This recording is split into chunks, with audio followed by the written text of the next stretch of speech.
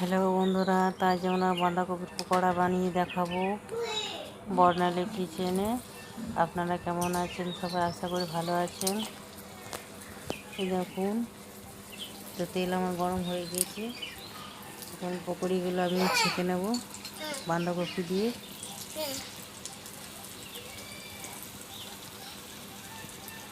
নুন, হলুদ, বাঁধাকপি, বেসন, কাঁচা লঙ্কা, জিরে সব দিয়ে আমি মাখিয়ে নিয়েছি।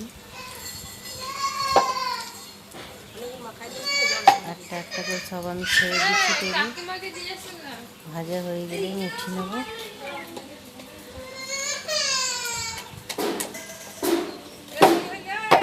তোমরা বাড়িতে বানিয়ে খেতে পারো, খুব ভালো লাগে, মুচমুচে, খেতেও টেস্টি। বিকালে চায়ের সাথে খুব সুন্দর লাগবে। খেয়ে দেখি।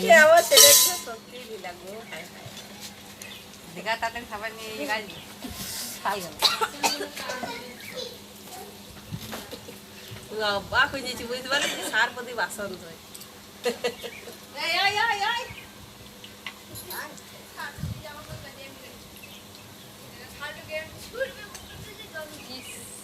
নতুন জিনিস বাসনগুলো এমনি করে দিয়ে তুলবে আর ইয়ে করবে, বাসন দিয়ে তুলবে। দেখো দেখো শিখো কেমন চান করতে হয়, কেমন কিছু খাইতে হয়, কেমন চা খেতে হয়, কেমন খাইতে হয়।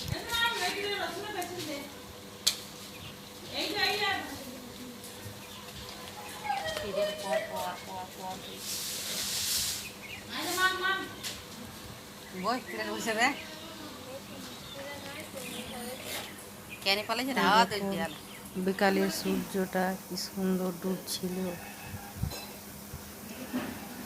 খুব ভালো লাগছিল বিকালের মুহূর্তটা।